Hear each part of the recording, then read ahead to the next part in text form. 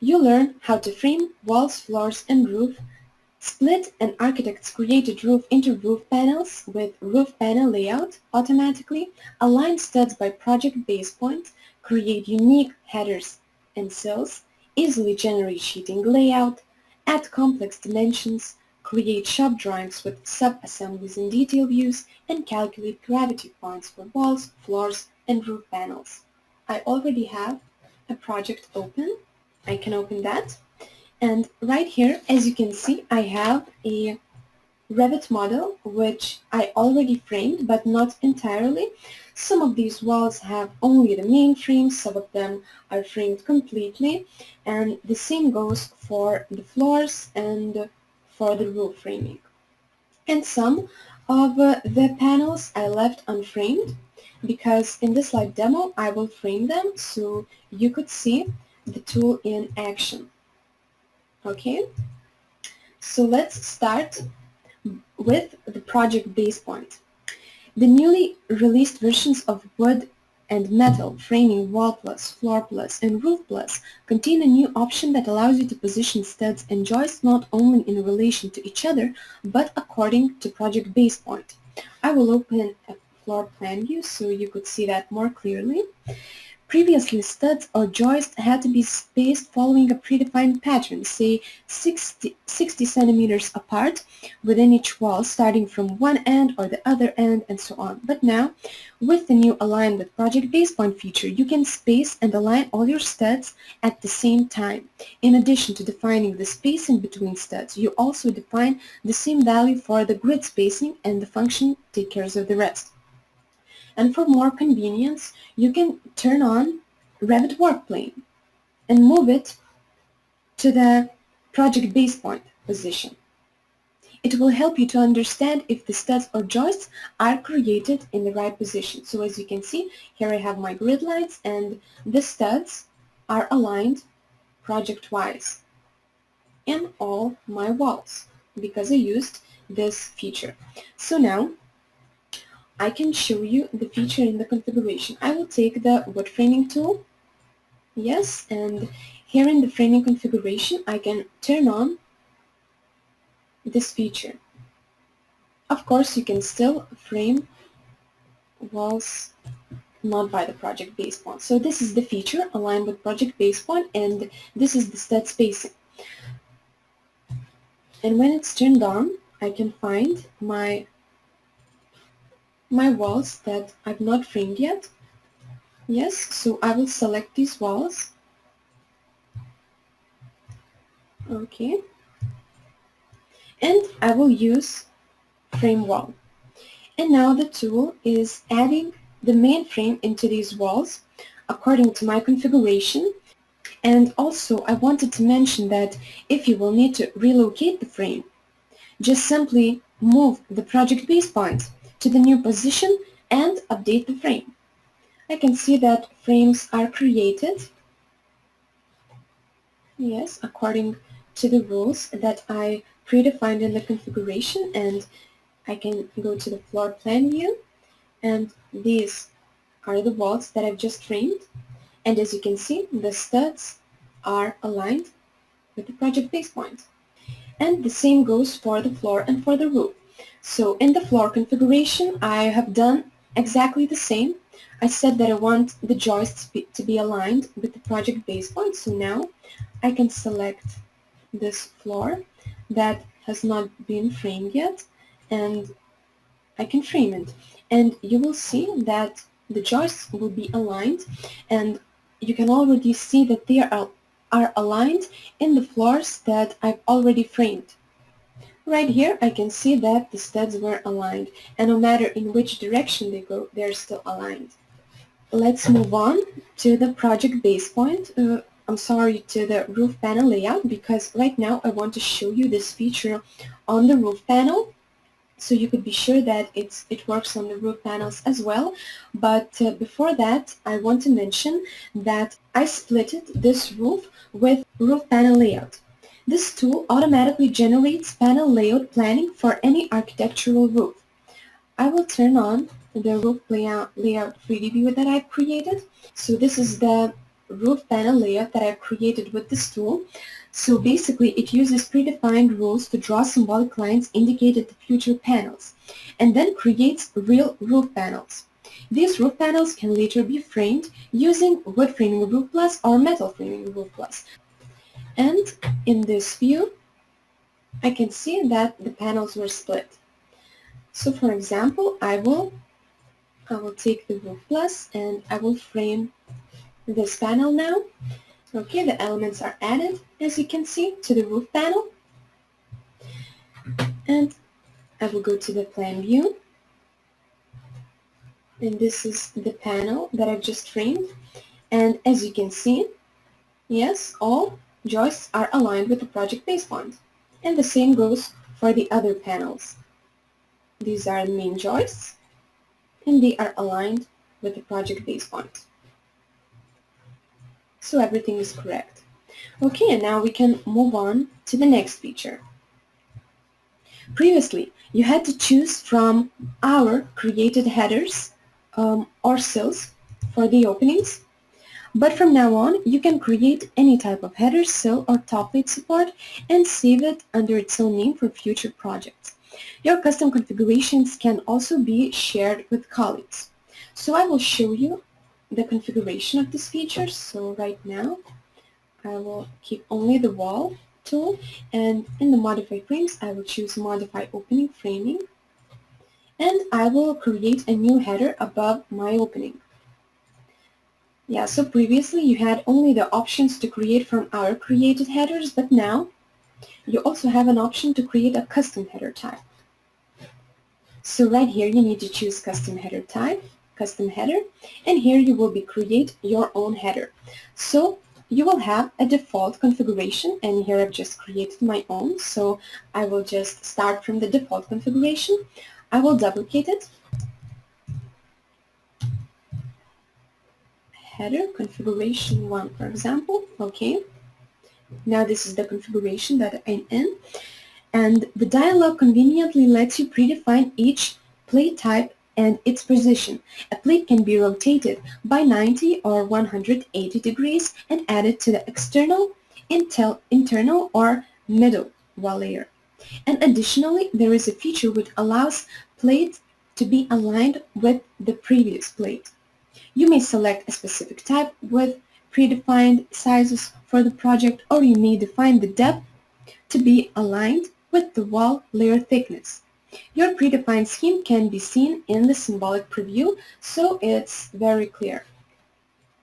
Okay, so for example, right now I will say that I want to add 2 items here. Okay, and add a new type right here, a new element right here, and I will also see that its depth should be defined by the core. I will also rotate it. Okay, and I will say that it should be aligned to the external side of the wall, not to the center. Yes, and also I want it to be aligned from the previous element start and not the end. So here I will see start, and my element was added. Also, I can add another element. Okay, and this one is pretty much correct. I will just rotate it by 190 degrees, because if you have a specific profile, you can see how to rotate it. Okay, and that's it. And now I will save it. Okay, and the tool is adding our custom created header above this opening. As you can see, the header was added, and I can do completely the same for the sill plate or for the sill plate support. And also we can try to do the same for the roof. So I will take the roof tool. Okay, and once again I will modify opening framing. And I will modify a header above this opening. Once again, I will go to header. I will not choose between these types. I will choose custom header type, and I can create it right here. So again, I can start creating it from the default configuration, and I can say that this will be header configuration 1. Okay, and this time I will add 2 of these elements, and I will also add another element like so. Okay, and that's pretty much correct. I will save it. And as you can see, the header was added. And also, more flexible options to control additional bridging, nogging, and blocking have been added. So now you can predefine bridging from shorter or longer connected elements. For example, I will show you an example with this wall. If I would need to add additional bridging, blocking, or nogging, counting from this element's top. Yes? So I will use add additional bridging, nogging, and blocking, and I will choose this element and this one. And now I can predefine the rules. So I will use the suggested type, and I will offset the additional bridging from the shorter connected element end by, let's say, 400, and I will add two elements, and the second element will be offsetted by 800. Okay, yes, they are added as you can see. One is offsetted by 400 and one is by 800. So we can go to the section view that I've created for this wall. Here are the additional elements, and I can measure them. Yes, so here is 400 and 800. So these elements were offsetted correctly from the shorter connected element end. Okay, and of course we can add additional elements to floors and roofs as well. From now on, also, rules for details are separate from the frame configuration, giving you much more flexibility. Previously, you had to predefine detail distribution rules for each and every frame configuration one by one, even if they were identical. Also, you couldn't make multiple detail configurations for one wall type. Luckily, that has now changed. So for example, let's say that I need to add different detail configurations for these walls. One of them is in the first floor and the other one is in the second floor. These walls share the same type, but I need to have different detail configurations. So for example, I will use different detail configurations for these walls. So right now you can find detail configurations right here under the details in Add Elements menu. And you have the same detail configurations as you had before, except that they are separate. And I created a few configurations that I will use, and of course you will have your default configurations, and you will be able to create your own, save it with your own name, and share them with your colleagues. So right now I will add details to first floor wall, and I will add this rule. As you can see, I can choose from many other rules. Yeah, and I can see that the details are distributed. So I added such details to the bottom plate and to the top plate. But for the second floor, I want to use a different configuration. So I will choose Add Details, select the second wall, and use a different configuration for the details, and you will be able to see the difference. Right here the details are added, and I use different details on the bottom plate of this wall that connects the wall with the floor. Okay, so now, for example, we can add additional layers to walls. So additional layers are added using Add Elements, Add Secondary Frame, Add Nailers, or Add Sidings commands, or you can just use one function, frame additional layers, that will frame them at once. So for this example, I will just use them separately so you could see. So now I will add the nailers for this wall. Yes, and I can see that the horizontal nailers were added. And I can also add the siding to this wall. Yes, and the vertical siding was also added automatically. And now we can Also, we can add additional layers to floors and roofs, the same as I just did with the walls. So I will just save our time and not repeat the process once again. But right now we can split the sheeting and paneling parts. So I just used this function and selected the walls, and you will be able to see the split sheeting by turning on Revit parts, because they are created as parts in Revit. Right here I can see the sheeting, for example, and I will go back to the original view with the frame. There are also new features for creating shop drawings where also added to the new framing software. Shop drawings are created automatically by our predefined rules in the shop drawing configuration. Option to insert gravity point was added to the new software, so you will just need to click insert gravity point in the configuration, and you can also control its visibility for each view in the gravity point is visible column. So for example, I've turned it on in the elevation front view. Yes, and another option is to add view numbers. Finally, you'll be able to create several identical assembly views, and that means that you can use the same view template for, let's say, 2 frame front views or sections, and then add different dimensions to them. In the past, the views had to be different, so you had to, for example, duplicate view templates in order for them to have different names. Thanks to the view number column, however, views can be identical.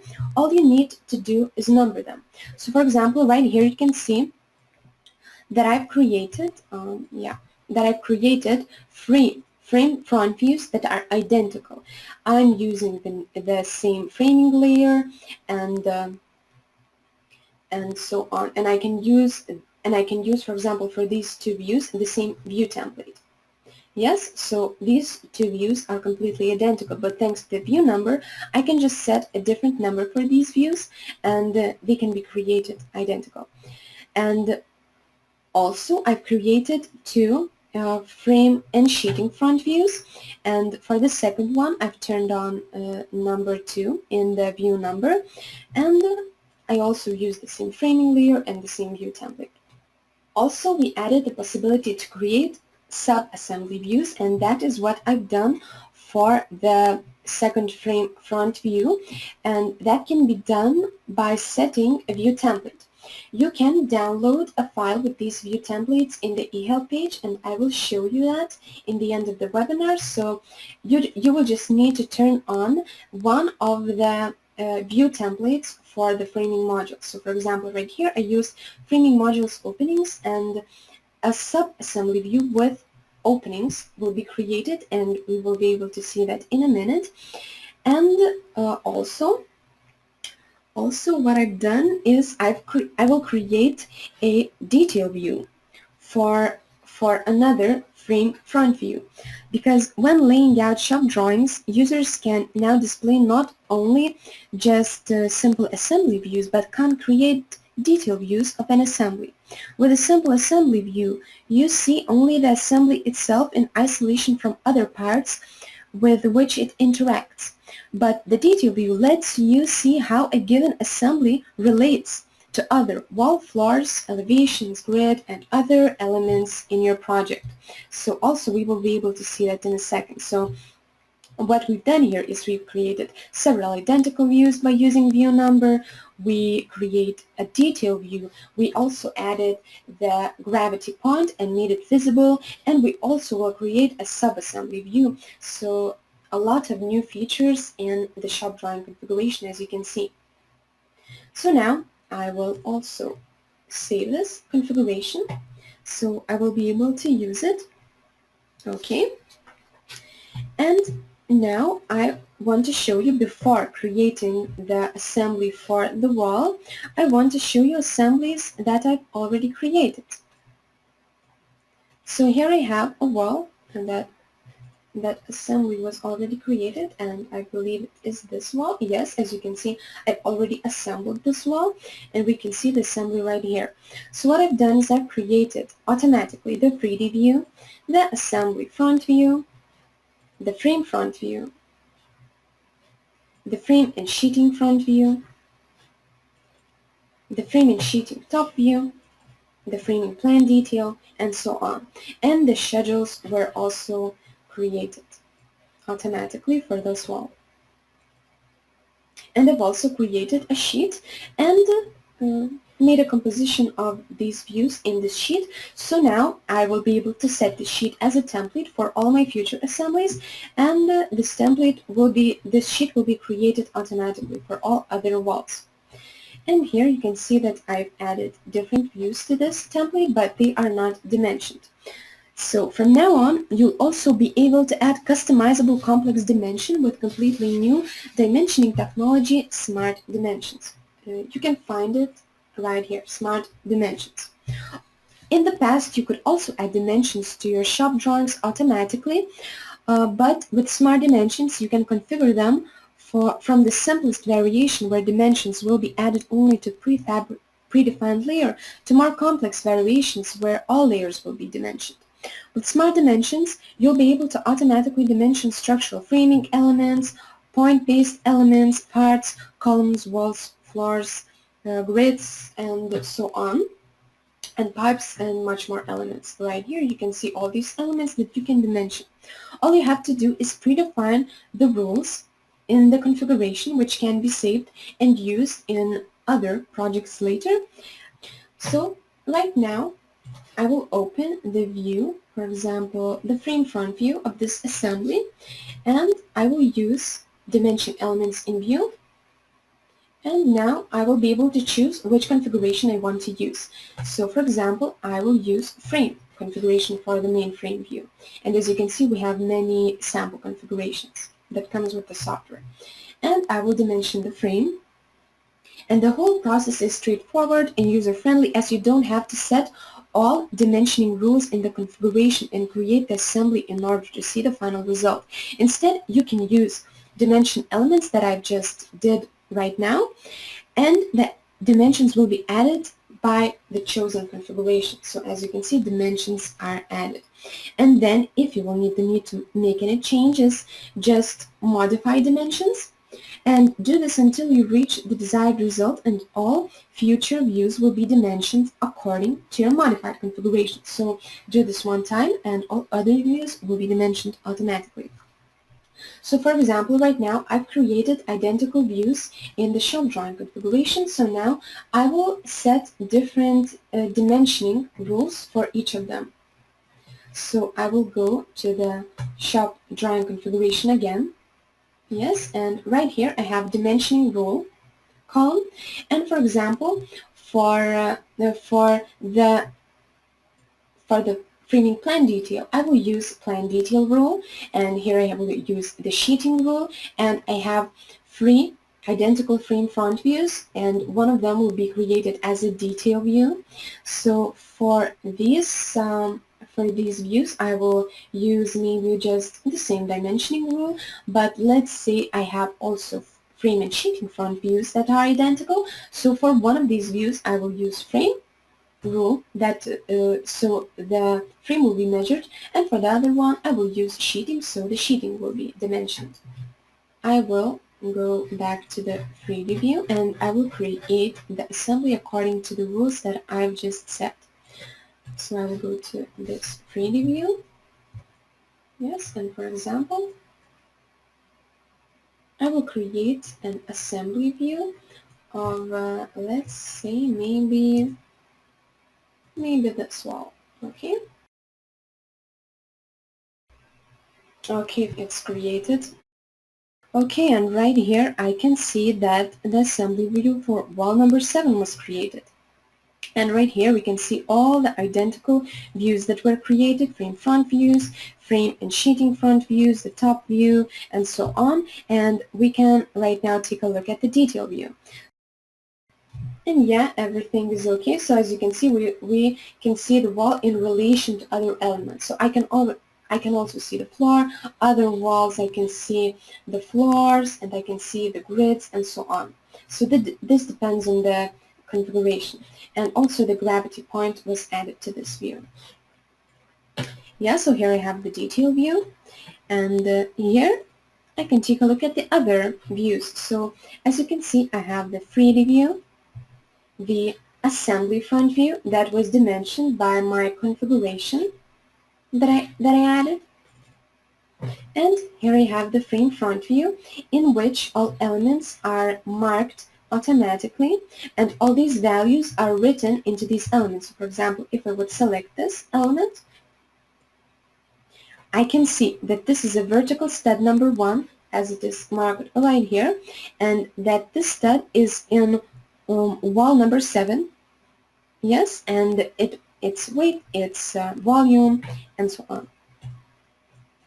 Yes, so this is the main frame with the dimensioning rules and the frame front view in which I used the sub-assembly view template. So as you can see, this is the sub-assembly of an opening of the same wall, and it's also dimensioned. So this is the frame and sheeting front view, and in this view the frame was dimensioned, and in another identical frame and sheeting front view the sheeting is dimensioned, as you can see. So I've created two identical views but used different dimensioning rules. Yes, and this is the frame and sheeting top view and the framing plan detail, and also the schedules were created.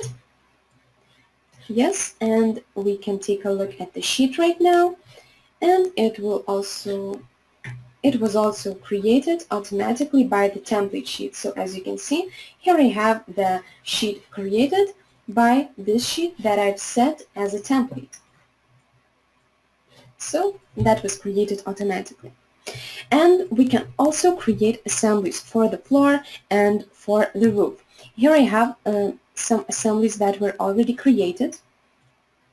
So for example, this is a floor assembly, 3D view of the assembly, the bottom top view, the frame top view, and the assembly material takeoff and other schedules. And again, the sheet is created.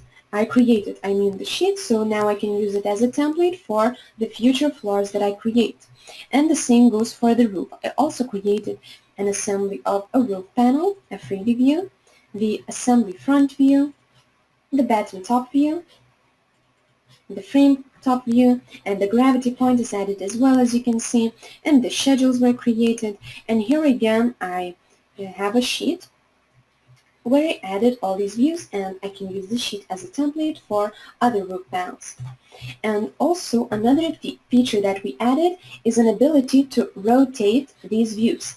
So for example, right here we can just compare, because this is an assembly of this is the floor that I've created an assembly of, and I just showed you. So as you can see, this is the floor number 1, and the studs in the project, as you can see them, are vertical, yes, not horizontal. For example, I have a horizontal studs for this floor and vertical, joists and vertical joists for this floor.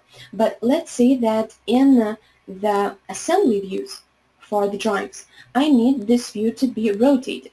So we have an ability to rotate them. So in the wood framing, right here, shop drawing configuration, I have an ability to rotate this floor, and the same goes for the roof.